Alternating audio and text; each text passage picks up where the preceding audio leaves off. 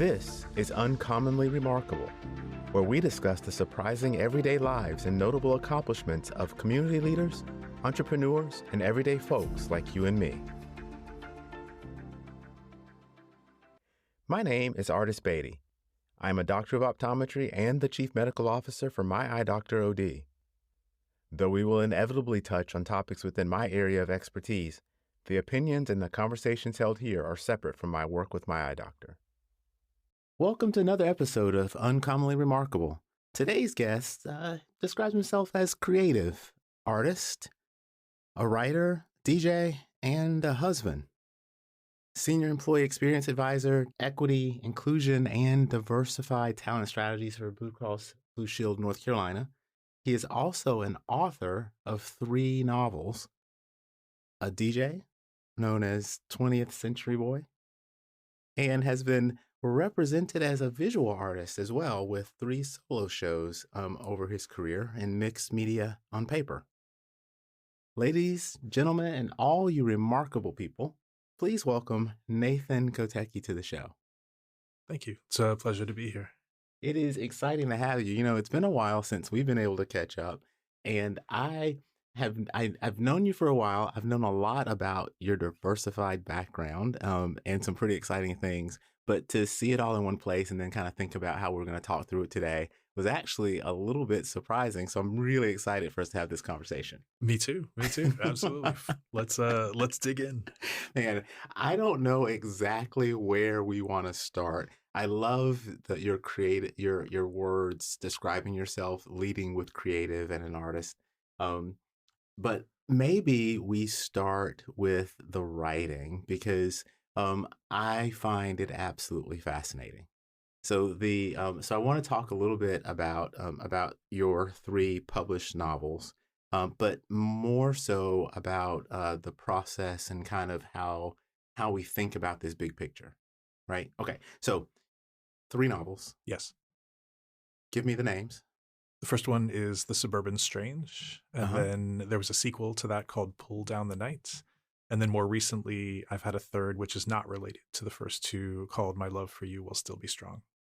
And the first 2 I have read. I've actually read them a couple of times. Oh, wow. I've not actually gotten to the third one yet. It was on my list for my latest trip. And for some reason, my iPad fell apart and I never got the physical copy. So in the first 2, they're stories of fiction.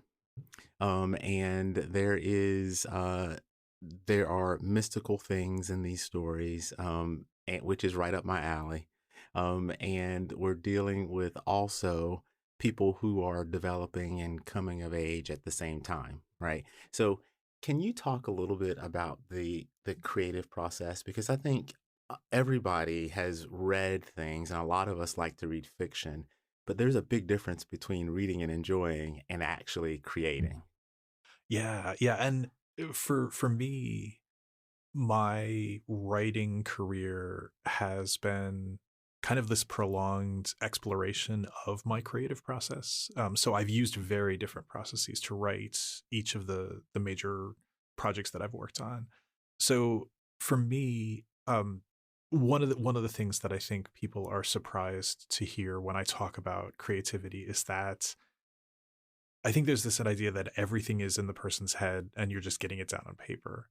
And the truth is there's a whole lot of discovery that goes on in writing as well. So in other words, there are things that I did not realize were going to be in any of these novels until I was writing them. And it became clear that there was something that needed to happen. One of the things that I get for The Suburban Strange, the first novel, is people will come up to me, I'm not going to spoil it, but have a very, very intense reaction to what happens to one character in the novel. I had no idea that was going to happen until I was writing it. And I was like, oh my gosh, this is what needs to happen to this character. And I hate it, but it's the right thing to happen to this character.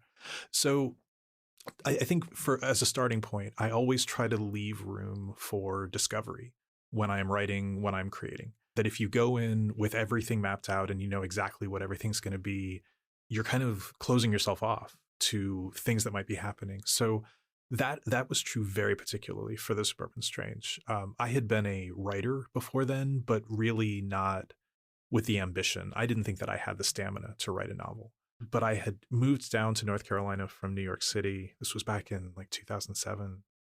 And before then, I had not really had aspirations as a writer. I'd been working as a visual artist. And it almost seemed like my creativity jumped the tracks. Like I lost my creative impulse. That was one of the reasons I left New York. I felt like my work as a visual artist had kind of dried up. And I had a sense that maybe being in New York was one of the reasons for that.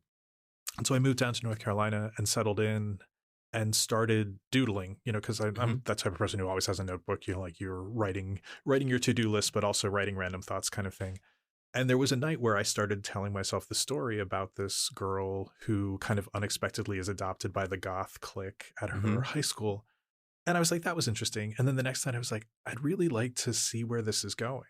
And so there was no intentionality to that first book. Really? No, I did not intend to write a novel. I was just telling myself a story and following it to see where it went. And so, after a couple months of this, just kind of adding on to the story longhand in a notebook, I thought, this is long enough that it could possibly be a novel. So, I kind of cleaned it up a bit, started showing it to people. At that point, it was a lot shorter and it was very different from what was published. And just said, hey, what do you think of it? Like, just give me your honest response. And then based on the feedback that I was getting, I was like, okay, I have opportunities here. There's an area here where I could maybe expand on this, or this isn't quite working. What am I going to do about that? So then there was some intentionality, but everything up to that point had been pure discovery. Like, what is the muse telling me? So I think at that point, when I decided to take myself seriously as a writer, then obviously my creative process shifted, because I was like, okay, this is a thing that I want to exist in the world. I want this to become a finished thing. So then, of course, your relationship with it changes. And then for the second novel, it was a very, very different experience, because by then I'd gotten a publishing deal. And so it was a 2-book deal, which meant that I was on a deadline to deliver the second novel. So I could not take my sweet time telling myself stories. I had to think very, very specifically and intentionally, and I had to work to a deadline. And I was concerned that maybe that was going to kind of suck the life out of it, like not make it feel as, I don't know, rich a creative experience. And I was very fortunate. I think in some ways, I love all of my children, but I think Pull Down the Night is in some ways a more successful novel than The Suburban Strange, because I did learn things, as a writer from the first one. So I can tell the difference in the writing between the two, and I don't necessarily have a preference. I mean, I think both novels have a pretty interesting story in that you start reading and you really do want to know what's going to happen next. It's very difficult to find a point where you stop and want to take a break, which is not always the case, particularly for me, because I'm doing multiple things at the same time, right? I am fascinated by the fact that you didn't have a start and a finish in mind when you started. Because I've talked to other people, and I think I've seen several interviews, I've read interviews, and a lot of authors and script writers know the end that they're trying to get to when they begin the journey. And so everything that they write really helps them get to that end. So to hear you say, let's see what happens, is fascinating for me, because I don't know if you let me loose to see what would happen that we would ever actually get to an end. Like we would be running around in circles for quite a while and not know what was going to happen, or we would never finish. Well, and so I think you're absolutely right. Like, writing is kind of like an iceberg. There is all the writing that goes on that you never see, that the reader never sees. The writing that gets cut out, the writing that gets changed, the writing that gets reworked. I rewrote The Suburban Strange something like 14 times before it was done. I rewrote it probably, 8 to 10 times just based on the feedback I was getting to friends. And then when I got a literary agent, I rewrote it twice for her. And then when I got a book deal, I rewrote it twice more for my editor. So there's all this writing, all that kind of like, let's go down this path. Oh, that was not a good path. Let's cut that off. Yeah. You don't need to see all that. You see, you as the reader only get to see the finished product. It's kind of like you only get to eat the dinner. You don't see what happened in the kitchen kind of thing. Right. I was talking to a friend of mine about a week or so ago, and we were talking about recording music, and that there is so much work that goes into creating the song that you hear that you don't realize all the versions and all of the things that had to be done in order to get you to that highly produced, this is the one that we want you to hear. And it's why so often the live version of music and the version that was recorded are not necessarily the same. Yeah. Because there's a lot of variability in there. But I never really thought about that from the side of creative writing, in that, when I would do creative writing in courses, you're talking short stories, right? And so in a short story, yes, there could have been a billion decisions that you make, but you've got, this is what I need to happen. This is where we're starting. I've got this many words to get there, and this is it, right? Mm-hmm. It's just different for me mentally getting over the hurdle of, man, there were a lot of ways, and you experimented with a lot of different ways for that story to go. And I can give you a great example. So you mentioned that there are supernatural things that happen in The Suburban Strange and in Pull Down the Night.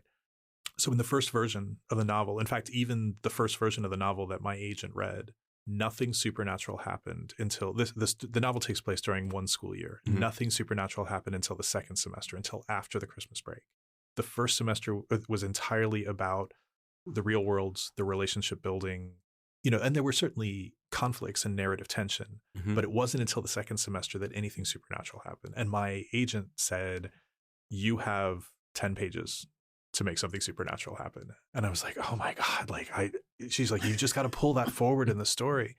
And so we kind of compromised, because there is something that's supernatural that happens in the first 10 pages, but you don't realize that it's supernatural until in retrospect. But yeah, so that's a great example of how drastically I reworked that story. That's very interesting to hear you say that about a suggestion that it had happened early.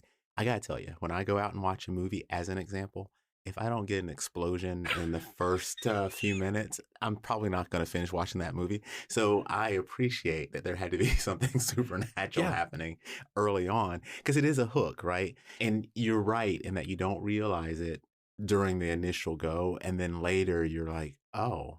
And that's why I think in particular having the second time through makes a big difference, because then now you know how the story's going to end, and you can see all these things that are more subtle on the front side. Yeah, which is a lot of fun. There's a lot of talk about Easter eggs and that kind of thing, and I absolutely think that way.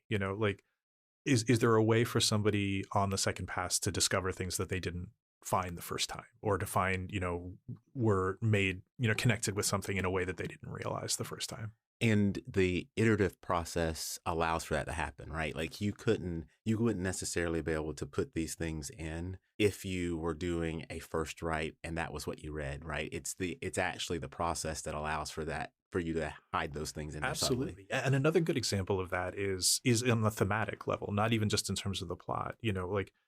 There's a point where you understand what this book is about. For The Suburban Strange, it's very much about the way the things that you choose to surround yourself with ultimately kind of add up to become the person you are. How the clothes that you choose, how the music that you choose, how the people you choose, particularly at that formative time in your life, kind of shape the person who you become. Once I realized that, then so many of those conversations can kind of pull on that thread. And I didn't necessarily realize that at the beginning, but all these characters are on their own kind of journey of self-actualization. And I didn't know that that's what the book was about. But once I realized that that was what the book was about, then that's the lens that I can look at the whole project through. That's pretty incredible. So we've got the three, and I'm not really going to allow you to ruin the third one for me, because I am going to get to reading this one. But the first two related supernatural things. What about number 3? So just to kind of sketch this in after the second book, mm-hmm. I had this kind of moment with myself where I said, all right, I've gotten this far just on raw talent. I've never had training as a writer. I've never really, thought about it that way. Maybe it's time for me to go, do a master's in fine arts and creative writing, so I did that at NC State. And so again, another layer of intentionality, this is not just a thing that I'm doing casually. It's a thing that I'm doing intentionally. And what that did was it gave me the opportunity to kind of set my sights higher, to say, okay, these have been great projects. I'm very happy that they exist. What do I want to write next? Mm-hmm. And so this latest project was Still very inspired by music. I think you're aware that Mm-hmm. there's so much music in the first two novels. And so I thought, okay, if I were to write something that maybe was a little more literary, that maybe was not specifically for a young adult reader, something that, more adults would connect with, what would I write? And I had always had this idea. I've always loved there's a classic, Don Henley song, The Boys of Summer, Mm-hmm. from when was that? 1985, I think. And I've always thought that there was a novel hidden in that song. And so the task that I set myself was, what would be the story that would inspire somebody to write The Boys of Summer? So this novel takes place in a backwater beach town during the summer between, my protagonist graduating high school before he goes to college. Mm-hmm. And it's very much like, do you stay in this small town that's been comfortable? It's everything that you know. It's kind of been the world that you've lived in. Or do you leave and see if there's something greater? And so there's nothing supernatural in this book. It's kind of like, I would describe it kind of like as a beach read and a coming of age novel. Okay. So yeah, it's been really lovely. And I do think, I feel like I've leveled up. I feel like I have improved as a writer with this one. So I was actually going to ask you a little bit about the Master of Fine Arts, right? Because your bachelor's degree is not related. No, it's an architecture. Tell me a little bit about that. So, given the list of things that you have done throughout your life, most of them lean heavily towards the arts. Mm-hmm. Architecture is not necessarily in that same vein. So, how did you end up with that? Well, so back in high school, I was, even at that time, I understood myself as a creative person. Like, that was just the way I operated in the world. So I was, at that point, I was taking piano. I was writing music. I was in, chorus and choir. I was accompanying the chorus and choir. I was, in the musicals. I also was in dance at that time. I was part of a dance company. And so I had a lot of creative ideas. I also liked visual art. Mm. And then when it came time to think about what I wanted to go to college for, I had that moment of pragmatism. Like, I don't know that I want to go to school for music. Like I feel like I need to be able to see how there are professional options for me. And so architecture felt like the middle rounds. Like, I see. okay, there's some creativity involved in architecture, but I can also get a job with it once I end. So that's what led me to architecture. I knew by the end of my first year of college, I did not want to be an architect, but I also knew that I was going to get an incredible design education, not just design as it related to architecture, but design as it related to the creative process. The architecture studio is such, when it's well crafted the way it was in my program, they are pushing you to explore. So a good example, during our first year studio, we had to pick a piece of music and create a sculpture that responded to it. Like, it's just like, what does this have to do with architecture? On the surface, nothing. But deeper, it's kind of pushing you to develop your own design sensibility. What are your design principles? And so I knew I was going to come out of this program with that, even if I didn't want to apply it to architecture. That makes so much sense to hear you explain it that way. And the fact that you had that type of awareness as you were going through the program is pretty amazing, and maybe a little bit beyond what most people are, right? Or where most people are. Because a lot of people that I talk to, they realize they were doing these things later in life, but they were not intentional about them during that time period. And it sounds like you were really actually thinking about it and being intentional. I was trying. Then, of course, I graduated and ran off to New York City and was a starving artist for 10 years. So, we can peel that apart. But yeah, I do remember having that insight. But it also freed me up for the rest of my undergraduate career. I was in the dance company. I was choreographing for the modern dance company while I was an undergrad, and I was making video projects. So it was an opportunity to take an interdisciplinary approach to design. So yeah, I'm very happy that I made that decision. And then, so when did you go through the program at NC State? NC State, I went in 2016 and I graduated in 2018. Wow. Yeah. Okay. Yeah, that had to be a different experience though, because you had now lived life for a while. Yes. And thinking about education from going back into that level of education after living life is a different experience than if you were to have done it consecutively. It is. It is. I mean, I wasn't old enough to be the father of any of of any of the other folks in my cohort, but I was dangerously close. I absolutely could have babysat them. But I've always had this romantic relationship with academia. You know, I mean, like there's something so dreamy about just being able to go and just dive into something and study it and trade ideas and test ideas. And so that was really gratifying. I also feel like, having had the benefit of having lived for a little while, I knew how to make my program what I needed it to be. Sure. I think sometimes students show up and they're like, okay, what do you got for me? And if you go in with an agenda, like, I'm going to go talk to this person, I'm going to go figure this out, I want to make this happen, you get so much more. I think that's absolutely right. That when you think about students in a program, typically in the age bracket that we have, people in higher education, they really do kind of expect that someone is going to present them with what is important, and they're going to absorb that, and it will transform them into the person that they want to be. And that's not necessarily true.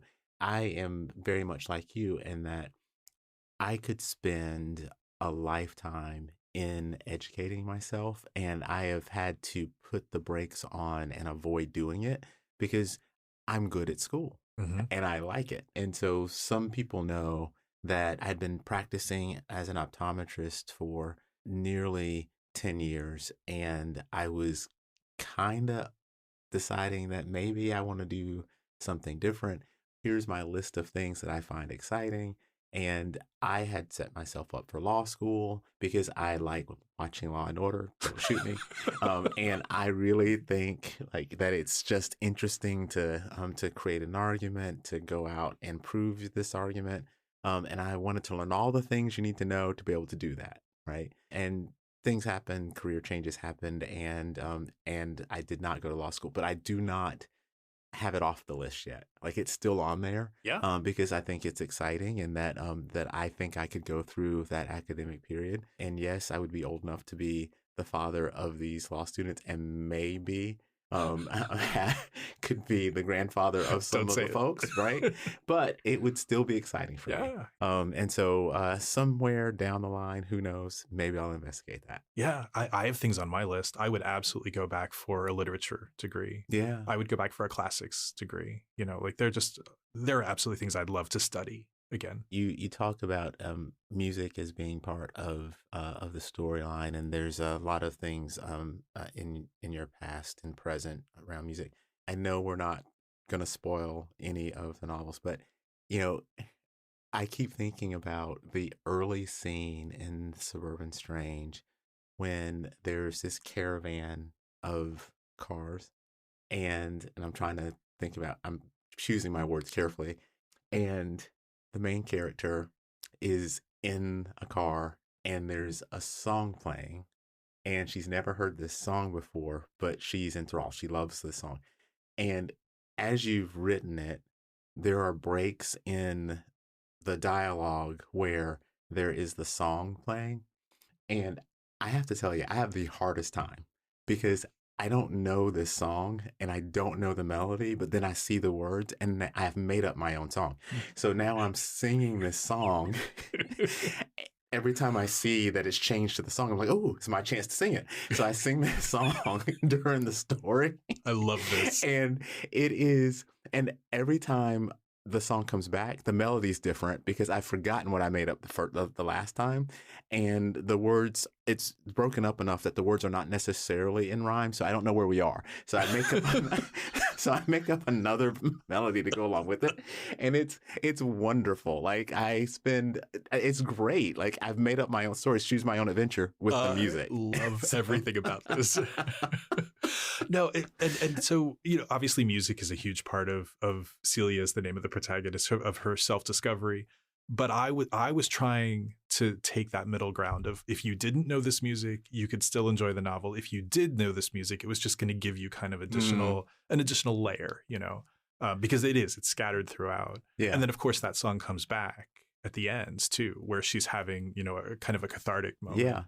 I say that because I don't think I've ever had that experience where I don't know it, but I know it's time to sing, and so when it gets there, I'm singing it.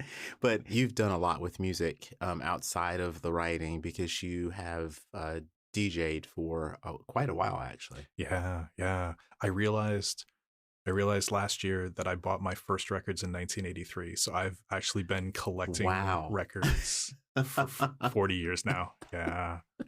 And I think you said you had what 3,500? Yeah, it's right around there. Of course, it'll tell you a lot about me that I have a spreadsheet. But yeah, so I think right now I'm hovering around 3,500 records. And that's because like I'll be in a record store and I'm like, I legitimately don't remember if I have this, and I have to look it up to find out if I still have that record that I'm considering buying. And hence the spreadsheet. Hence the spreadsheet. So you DJ though with vinyl, Yes. Yes. which is unusual. Like I don't know the last time I've actually seen someone use vinyl. Why? Well, so I started DJing in vinyl, like in the late 80s. I started DJing high school dances. Those were the first gigs that I had. And then that progressed to I was DJing in college.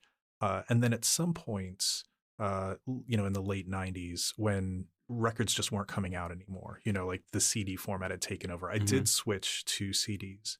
And then right about the time that everybody was leaving CDs and going to laptops, I went backward. I said, no shade to the laptop DJs. Like technically the things that you can do with a laptop are astonishing, and a laptop DJ using the right software can do things that I will never be able to do as a vinyl DJ. However, it just feels, I like the tactility of it. I like the theatricality of it. Like I'm not just standing there behind a laptop. You can see me working. And then I realized that it was an opportunity to brand myself. Yeah. I'm the guy who shows up with 2 turntables and a crate of records. I don't know. I don't remember the last time I've been to a music store. And so, or as you referred to it, a record store. Yes. What's in there now, and where do you go? Well, so there's been this kind of boomerang where if you think back to the 80s, the record stores were primarily records and then cassettes and then CDs kind of crept in and they kind of squeezed out the records. What's happened is that now the CDs are gone, or like there are certain stores that will specialize in like used CDs. Used CDs, yeah. But the new music store is primarily vinyl. Vinyl for the last, I don't remember the details, but I feel like vinyl has been the fastest growing music formats for the past like 5 or 6 years or something. Like it continues to grow. And it's a nostalgia thing, right? Like, obviously a record is not the most practical or even the highest quality way to listen to music, but people just like the physical format of it. So if you go into a record store now, there are kind of 2 flavors. There are the record stores that specialize in new vinyl. So, they're the new releases, maybe reissues. And then there are record stores that also carry used vinyl, like will buy vinyl and sell it because things are becoming increasingly valuable. Like I have records that I bought in the 80s that are worth hundreds of dollars now because of the rarity of them. Which is, it's just something to think about, right? Because you're right in that the quality of the sound that you can pull from vinyl is not necessarily comparable to the best digital sound, right? No, a WAV file is absolutely going to give you better quality. And today's formats for sound allow for effects beyond stereo that you can't get from vinyl without having to feed it from analog through a digital processor of some sort to produce that. And so it has to be about some other quality of that media that people are attracted to it. So current songs, like if you were to look at the pop chart, could you go and find those now pressed in vinyl? It depends. The kind of the A-list pop artists are definitely doing vinyl issues. Once you get into like a little farther down the charts, like I heard a track the other day on the radio and I was like, you know what, this has a really great kind of throwback drum and bass vibe. I'd pick it up, and she didn't have a vinyl issue. So, but if you're thinking about the Taylor Swifts and the Beyoncés of the world, yes, not only is there a vinyl issue, there are like multiple vinyl formats, like different colors and different, cover art and all that kind of stuff. So yeah, artists have leaned back into vinyl in a big way. Man, I have not seen an analog record player in a very long time. But when I was growing up, when we were growing up with my brothers and me, we had a little record player. It was a little box, and it was portable. And we had an assortment of these albums, but that was during the time that the album was actually clear and it had a color insert inside. So, like, there were pictures. So, there was this Pac-Man one that we had that we'd play, and it was the large size, whatever that's 12-inch, yes, and it was Pac-Man and Mrs. Pac-Man with a couple ghosts on the front, and I have no idea what was on that record, to be honest. But it was cool because you picked it up, you looked at it, it was a cool picture, you put it on the thing, it would spin, and you could, and it was just great. And you don't get the same effect when you have the CD, right? Because the record's spinning, but it's not spinning that fast. So you can still see all the detail. CDs had all these pretty things on their surface, but they spun so fast that you couldn't see it once it went in there, and you don't get that same effect. So it's pretty cool to think that you could go out to a store today, find some of these, find music, and then that you exclusively use that to create the DJ platform, which I think is kind of cool. Yeah, I mean, in a way, it's a way of rationalizing me keeping all these records. You know, like Sure. I still play. You know, I play out maybe 2 or 3 times a month these days. But yeah, I don't know. I don't know that there's a scenario in which I would consider DJing in another format at this point. It's like it just feels like my identity. That's pretty awesome. Where are you DJing now? So I am one of the resident DJs at the Wicked Witch here in Raleigh, Mm-hmm. and we do a couple monthly nights there. One is a goth night, which is playing a lot of the music that kind of lines up with what you read about in the Suburban Strange and in Pull Down the Night. They also have a really really great kink fetish party once a month, and I get to play like sexy progressive house for that, which is a lot of fun. I've also been doing a throwback new wave party for them. Oh, So wow. it's just really like more like the mainstream new wave, like Depeche Mode and New Order, that kind of stuff, which has been a lot of fun. So that's where I play primarily. I'll play a couple times a year in Durham. I have there's a bar in Hillsborough that I play a couple times a year. Next weekend I'm headed to no, it's not next weekend. 2 weekends I'm headed to Charlotte. I do a gig out there once a year at the Milestone. So it's a little all over the place, and it is not my primary job. So I'm not looking to DJ more than 2 or 3 times a month. Sure. And I was actually going to point that out, right? Because if you think about that, you've got the day job that we led with, but then you've got all these other things that you do. It can't be, but I think that we should let people know when and where you are. So we'll get a little schedule and we'll post some of that when Okay. we post episodes. So if people want to find you, they can. Yeah, and I have social media accounts as a DJ as well, so I can, Oh, okay, good. people can follow me on Instagram and kind of see where I'm going to be next. That's awesome. I think I asked before we started to tell me a little bit about some of the things that you're doing outside of what I could remember. One of the things that was really interesting to me is your volunteer work. Uh, You called it hyper local volunteerism. So can you talk a little bit about that? sure. Yeah, I mean I think that being community minded and being charity minded is part of just being a good citizen, really. But what I've found is that I don't get nearly as much satisfaction out of making a donation or plugging into a larger organization where I can't necessarily see the impact of what I'm doing. What I have found is that on a pretty regular basis, opportunities present themselves for me to help a neighbor. To we have an acquaintance who is a senior age retired woman who had some health issues, and she just kind of lost control of her apartments. Um, and I'm not judging her. It's not like she was a hoarder. It's just that her physical limitations were making it hard to keep up. And she, for whatever reason, had waited to ask for help. So by the time we got in there, she looked like an episode of Hoarders, even though she wasn't a hoarder. Yeah. And my husband and I just went over most Saturdays for about a year and just got her organized, got her decluttered, got her furniture rearranged in a better layout. And it was a really satisfying thing because I could see how the work that I was doing was making somebody's life better. Yeah. So those are the things that I gravitate toward. Those are the opportunities that I tend to focus on. And that's not necessarily outside of or different than the way I think you've thought about your current day work, right? That's true. I feel like those two things are related, and I think that's what caught my attention. So, talk to me a little bit about what you're working on with Blue Cross Blue Shield, if you can. Yeah, absolutely.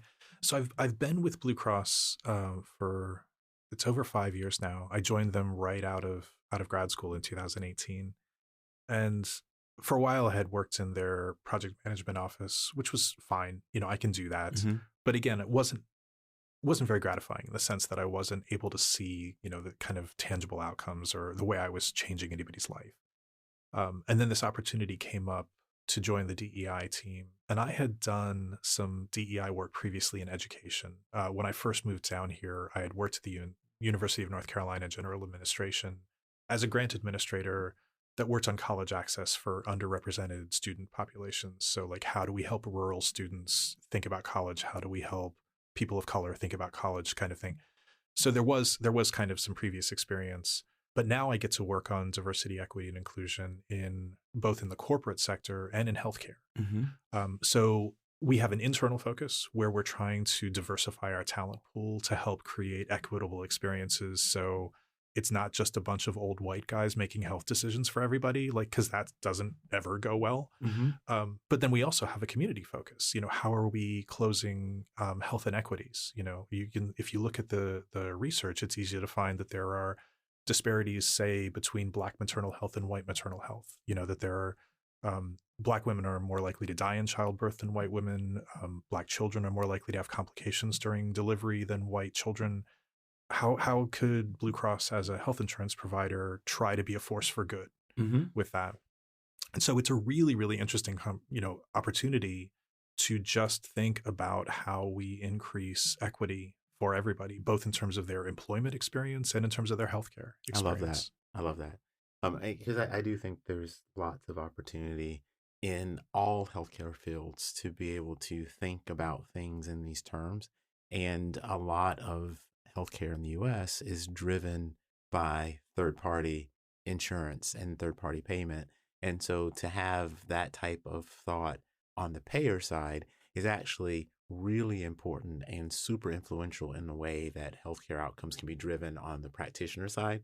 And so just thinking about that is, I think, super important. But it's really cool how it all kind of ties together for you, right? Like, you're able to, at a professional level, affect at that change, but you also practice that at a personal level. And I just think that cohesion is really interesting to me.